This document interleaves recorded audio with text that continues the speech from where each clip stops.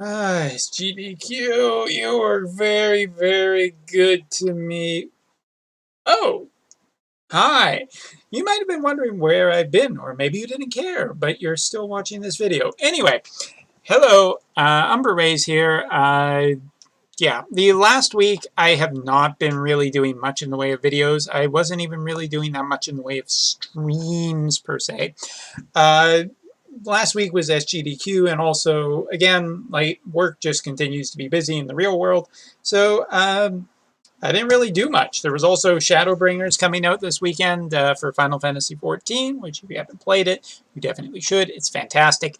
As well as 14 in general is just fantastic. But anyway, regardless of all of that, I am here today to talk about Global's 3rd anniversary. Woo! Basically, there was a 3rd anniversary live stream very recently, and I am here to talk about that. If you are wondering about the controversies and what I think about all of that, I totally recorded a video for it, which will be coming after this video, in which case I will definitely talk about that. But in the meantime, I want to talk a little bit about the 3rd anniversary because I gotta say, there's some stuff here that I really like, and I want to give a little bit of opinions on some things, and not so much about the 3rd anniversary login tickets. That's the next video. Anyway, sorry for the audio. It's still being weird on my computer. I'm still going to blame Windows on this one, but anyway. It is the 3rd anniversary for Global, so congratulations, Global players. You have finally got to your 3rd year. Good or bad, bumpy, or, you know, all the problems that have come, there is still a time to be had for celebration, and the live stream definitely does seem to have a fair amount of good rewards to be given away, and to be fair, that's not what I'm interested in, not what I'm talking about for right now. I want to talk about what is coming for the future of Global, because Global's future is kind of one that is in a very weird state of flux right now. Mainly because JP has definitely gone a bit bad in the last few months. So I'm hoping that Global will be able to avoid that, and the 3rd anniversary will kind of be a mark of not only just talking about, you know, important things that people have been looking for, but also maybe some new things that are coming. And that is what they did talk about. Besides, you know, the weekly free summons, the player's voice campaign, all the milestone rewards and everything like that. You got a lot of rewards coming to you, and not only that, but story half energy campaigns, all chambers open, story completion rewards for Season 1 and Season 2, even though I don't think you finished Season 2 yet. But there will also be a new character coming very shortly, and that is Sacred Shield Charlotte. And let me tell you something right now. This girl is a major deal. She is absolutely incredible. If she doesn't get a global upgrade, I totally understand why. She is just one of the most powerful shield tanks, magic tanks on the JP side. To this day, she is still completely relevant. She is powerful. She, for me, was a really big thing because her shield in it, just her as a magic tank is still, well, you know, was supporting me basically up till then, and I know people are still using her now, even with, you know, CG Cecil coming out and being a magic tank. So Sacred Shield Charlotte is absolutely incredible. There is no reason not to get her. She is a single rainbow banner, and those things are always just really good. But her TMR, Royal Circlet, 200 HP, 50 MP hat, with 25 defense, 50 spirit, 10% HP and MP. Incredible, great for healers, great for basically everyone who can equip a hat, which, you know, everyone should be able to equip a hat. Even if a character has armor, helmet, you can still put a hat on top of the helmet. But anyway, Super TMR, Honor of Granschelt, a heavy shield, 68 defense, 118 spirit, 20% HP and spirit, as well as 50% ice and light resistance. Again, absolutely incredible shield for her or anybody else. But again, I cannot just, like, sing enough praise to this unit.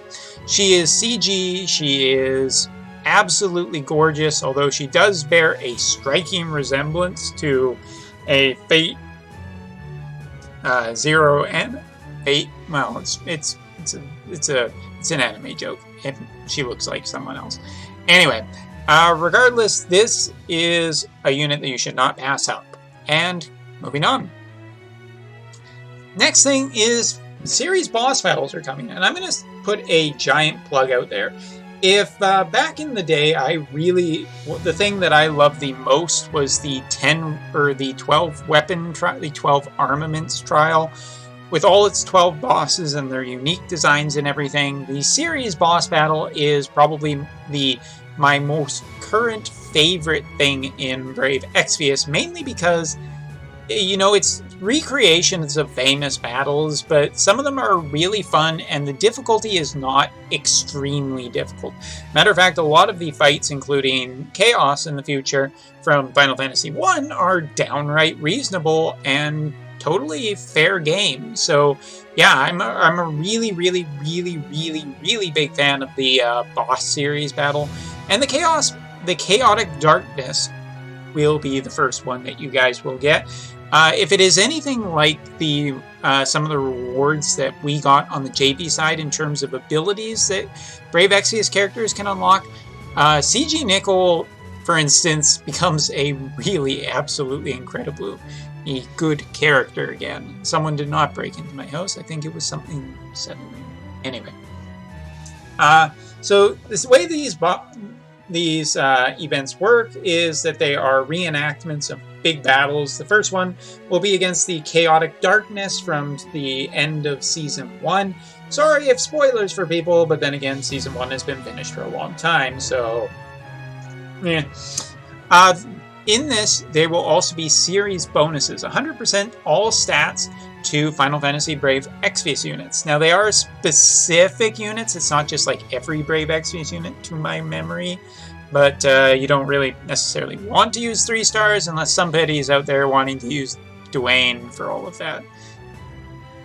Okay, anyway. But there will be some global and JP differences.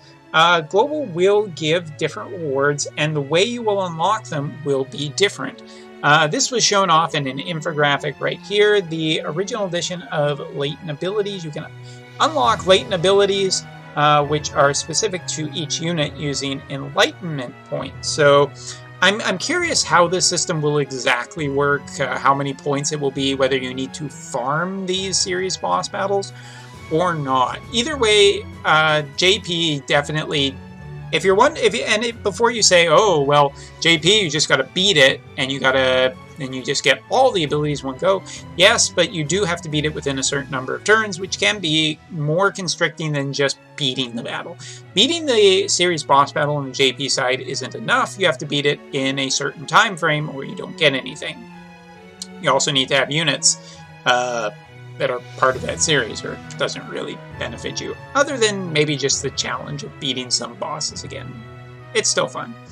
There will also be upgrade to global units, such as in July, Malphacy, Beryl, Mira, Elisvirus, and Cersei will all get some global upgrades, as well as in August, Christine, Kryla, Roberta, Grimlord, Sakura, and Aloha Laswell. As to the adjustments or anything, no clue, but it's an interesting idea buffing these characters. If there's one nice thing I can say about Gummy, and there's definitely one nice thing I can say about Gummy, it's that they do pay a lot of attention to their exclusive units, and this is potentially good value. Do I expect them to outpace current damage dealers on the global side? Hell no! Do I expect them to be more usable? Hell yes! And you know what? Kryla and Christine and Beryl, I'm always going to support those units. Hells to the yeah.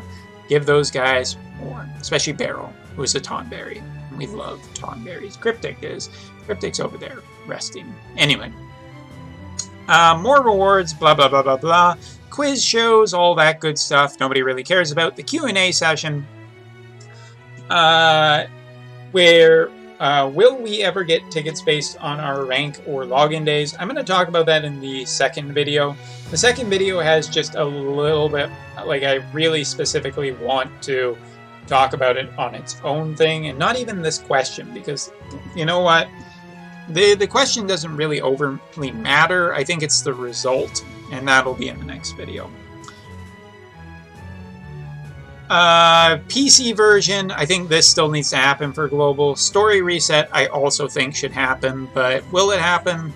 I guess we'll have to wait and see. Not talking about the bands, because that's uninteresting. Next up will be a part that I do think is interesting, global exclusive bosses. Chamber of the Vengeful, an original boss, Exterminator Extraordinaire. Egg puns, I guess. This, I am just going to say, I think is totally fine.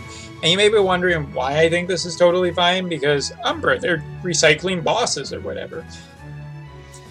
I don't overly care about that. More global exclusive trials, more global exclusive content for what global has become, I think is really important. I think it is important to have tailor-made content to what is currently capable on the global side, which I think is more advanced at this point than what the JP side was. So I think this is a great thing to see this kind of challenges coming to global. The system exclusive to the global version rewards will depend on the number of different unit types used to clear the trial, which is kind of a neat idea of forcing people to use different types of units, and exactly how it'll work, I guess we'll have to wait and see what the exactly how it'll work. But I really like the idea of just forcing people to use a lot of different units. In a game that you are just collecting units, I think there needs to be more rewards for trying more stuff with more units. Now, how difficult it'll be, no idea, but I like the idea of a challenge that is not just based around how much damage you can output, but rather something else. So I think this is excellent. Or should I say, excellent. See, you thought I was going to make an egg joke, and you were wrong. Anyway, moving on. The latent abilities, I already talked about that. Relation to the series boss battle. We'll see. More details, I feel like, are needed at this point. However, here's the part that I always love, talking about new global original units. And this one, if there's something I love, it's blue-haired girls. I'm not even joking. If you're a blue-haired girl, I'd probably fall in love with you. But anyway, CG Elena, a true double-hand hybrid attacker. Ooh, I gotta say, the this event is planned for July. I absolutely love hybrid units, and I love global exclusives, and it's really cool to see the first global exclusive that also has a CG video. This is the first one that has it. The GL and JP team worked together to make this global exclusive story event. And that's kind of nice to see unison, even though I guess JP players will never see this character, which is too bad. She looks incredible, just in terms of design and everything.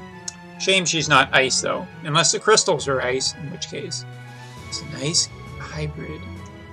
Maybe she's Fravia's mother. Anyway, or Fravia's daughter. Who could Fravia get with to have a child with blue hair?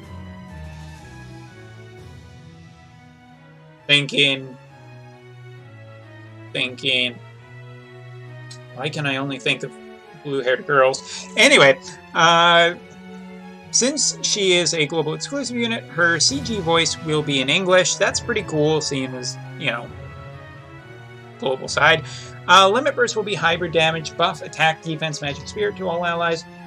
Mod buff to her abilities and increase overall damage output.